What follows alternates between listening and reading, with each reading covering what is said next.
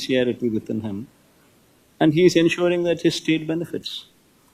See, until unless you ask, nobody is going to give. This man never asks anything.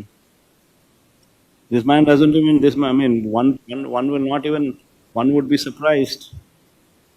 I seriously don't understand why he is in power. Neither is he bothered about the promises that he made during the election campaign, neither is he bothered about the manifesto that he has given, neither is he bothered about doing something to the poor, doing something good to the poor. He's least bothered about anything. His only purpose in life to be in that chair is to loot the state. That is what we've been seeing in these 9 months. Whether I like it or not, this is the reality which has been displayed in these 9 months. All these facts that I have just put forth, nothing out of heartburn. These are all plain facts that I have presented right in front of your eyes. None of these facts that I have presented, not even one single aspect is a lie. You can go through the entire data. So, are you implying that BJP is taking Chandrababu Naidu for granted? So who is taking whom for granted? I do not know. But you should ask Chandrababu Naidu this question, not me. No. Assembly సమావేశాలు నేసారు కూడా బహిష్కరిస్తున్నారు.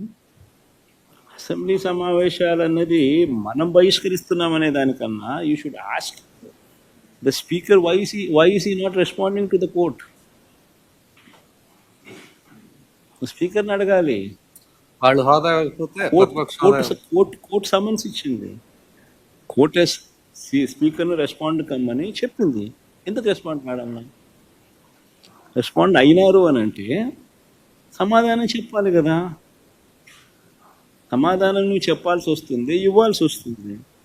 కనీసం మీ MLA అయినా వెళ్ళి speaker ఇదే question అడగచ్చు కదా మీరు. ఒకటి గుర్తుపెట్టుకోవాల్సింది, మనం ప్రతిపక్షంలో ఉన్నాం. మన డ్యూటీ ఏంది? ప్రజలకు మెసేజ్ కమ్యూనికేట్ చేయడం. నీ ద్వారా కమ్యూనికేట్ చేసినా ఈ మాదిరిగా సిన్సియర్గా, ఈ మాదిరిగా ఫ్యాక్ట్స్ అన్నీ చెప్తూ, ఈ మాదిరిగా ప్రజెంటేషన్ చేస్తూ ప్రజలకు సత్యాలు చెప్పడం మోస్ట్ ఇంపార్టెంట్ థింగ్. ఇప్పుడు ఇవన్నీ లైవ్ టెలికాస్ట్ జరుగుతూ ఉన్నాయి. సమాధానం చెప్పండి వాళ్ళను. That is what people want. నువ్వు నేను ఎదురుగా గుద్దుకోవాల్సిన పనులా, కొట్టుకోవాల్సిన పనులా, కుస్తీ పడాల్సిన పనులా, ఎదురుగా ఉండాల్సిన పనులా నేను నీకు చెప్పినా నువ్వు చెప్పు, సమాధానం చెప్పు. వాళ్ళు వీటి మీద మాట్లాడట్లేదు. మీరు ఏవైతే అంటున్నారో అవన్నీ జగన్ గత ప్రభుత్వంలో తప్పులు చేయడం వల్ల ఇప్పుడు అదే చెప్పేది. ఎందుకంటే వాళ్ళు చేయాలని లేనప్పుడు కనీసం సిన్సియారిటీ టు అపాలజైజ్ కూడా లేదు.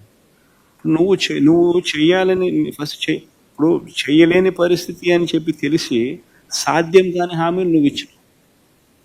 సాధ్యం కాదని తెలిసి నువ్వు హామీలు ఇచ్చావు. సో నువ్వు మొట్టమొదటి రోజు నుంచే మోసం చేయడానికి నువ్వు అడుగులు ముందుకేసావు. మోసం అని చెప్పి ఏ రోజు అయితే నువ్వు బయటికి ఫేస్ చేయాల్సి వచ్చినప్పుడు ఆ మోసం చేసినందుకు నేను సారీ అని కూడా నువ్వు చెప్పలేకపోతా ఉన్నావు.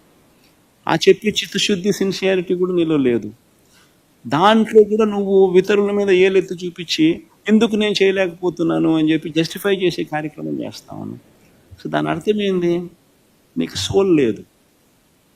You do not have the heart of the soul.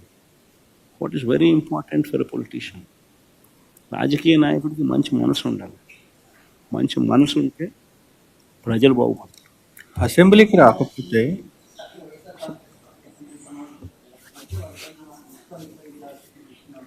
వాళ్ళు ఏమన్నా చేసుకుని రమేష్ నేను రెడీగానే ఉన్నా, బుద్ధిబుద్ధం చేసుకోని చెప్పి ఏమవుతామని ఏం జరుగుతుంది. ఎవడు కాదంటే ఏమన్నా చేసుకోకుండా. Sir, one last question. TTD has identified 18 workers who have been working with TTD, and they are about to take action whether they can take VRS